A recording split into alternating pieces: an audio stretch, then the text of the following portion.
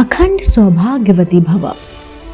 जो महिला मेरा वीडियो देख रही है उन सबको वट सावित्री व्रत की बहुत बहुत बधाई। दोस्तों, आज हम इस वीडियो में बात करने वाले हैं वट सावित्री व्रत कथा। जी हाँ, वट सावित्री व्रत क्यों किया जाता है, वट सावित्री की पूजा कैसे होती है, जानिए क्या है उसकी कथा। दोस्तों, वीडियो शुरू करने से पहले मैं आप सभी से जानना चाहती हूँ कि क्या आप मेरे चैनल पर नए हैं। अगर हाँ, तो आप मेरे चैनल आध्यात्मिक कहानियों को तुरंत से सब्सक्राइब कर लीजिए, क्योंकि ऐसी ही धार्मिक पौराणिक कहानी कथाएं हम अपने चैनल द्वारा आप तक साझा करते हैं। आइए कहानी सुनते हैं। वट सावित्री व्रत सौभाग्य को देने वाला और संतान की प्राप्ति में सहायता देने वाला व्रत माना जाता है।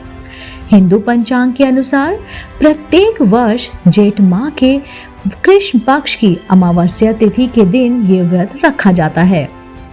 इस दिन सुहागिन महिलाएं अपने पति की लंबी आयु के लिए व्रत करती हैं। ये व्रत सावित्री को समर्पित किया जाता है।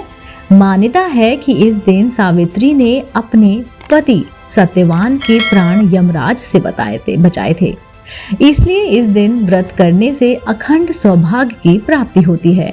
इस दिन विधि विधान से पूजा अर्चना के साथ वट सावित्री व्रत कथा भी पढ़नी चाहिए। आइए जानते हैं वट सावित्री की कथा के बारे में। पौराणिक मान्यताओं के अनुसार एक समय की बात है कि मध्य प्रदेश में अश्वपति नाम के धर्मात्मा राजा का राज था। उनकी कोई संतान नहीं थी। राजा ने संतान हेतु यज्ञ करवाया।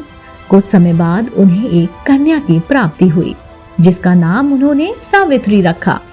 विवाह योग्य होने पर सावित्री के लिए दुम्नसेन के पुत्र सत्यवान को पति रूप में वरण किया। सत्यवान वैसे तो राजा का पुत्र था, लेकिन उसका राजपाट छिन गया था और अब वो बहुत ही दरिद्रता का जीवन जी रहा था। उसके माता पिता की भी आंखों की रोशनी चली गई थी। सत्यवान जंगल से लकड़ियां काट कर लाता और उन्हें बेचकर जैसे तैसे अपना गुजारा कर रहा था। जब सावित्री और सत्यवान के विवाह की बात चली तो नारद मुनि ने सावित्री के पिता राजा अश्वपति को बताया कि सत्यवान अल्प आयु है और विवाह के 1 वर्ष बाद ही उसकी मृत्यु हो जाएगी। हालांकि राजा अश्वपति सत्यवान की गरीबी को देखकर पहले से ही चिंतित थे और सावित्री को समझाने की कोशिश में लगे थे।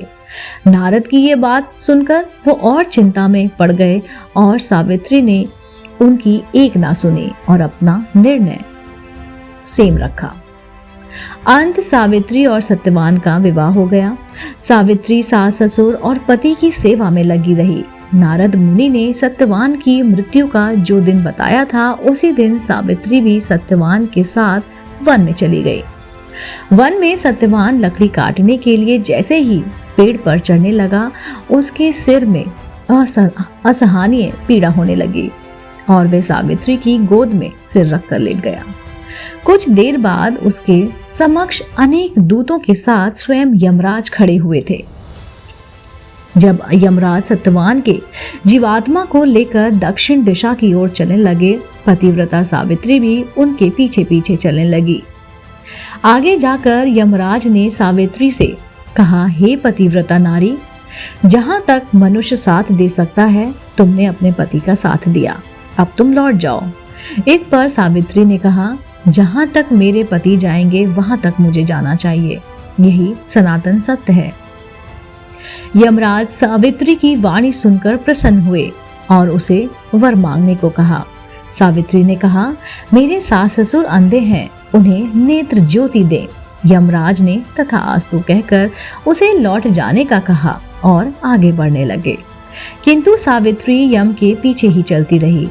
यमराज ने प्रसन्न होकर पुनः वर मांगने को कहा। सावित्री ने वर मांगा, मेरे ससुर का खोया हुआ राज उन्हें वापस मिल जाए।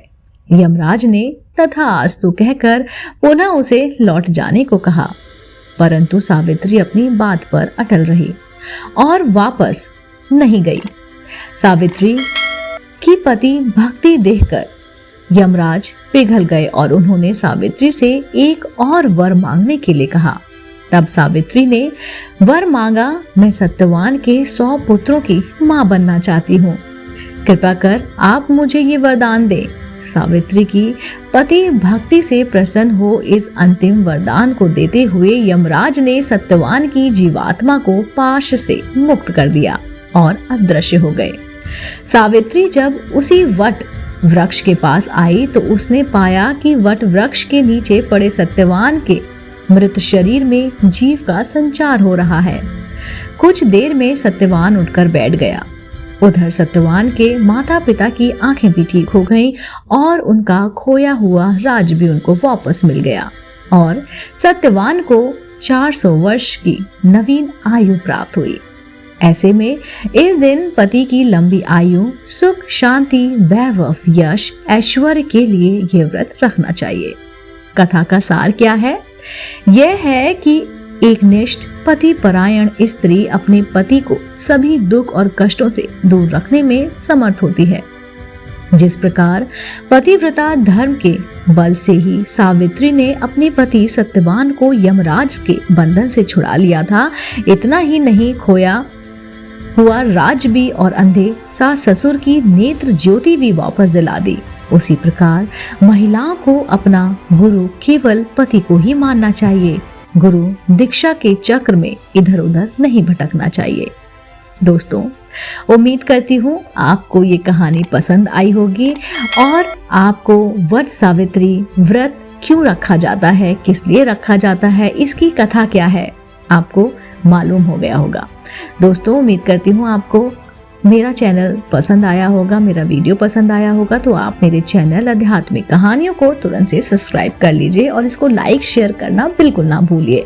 मैं आपको जल्दी मिलती हूँ इसी चैनल पर। आप देख रहे थे आपका अपना पसंदीदा YouTube चैनल आध्यात्मिक कहानियाँ।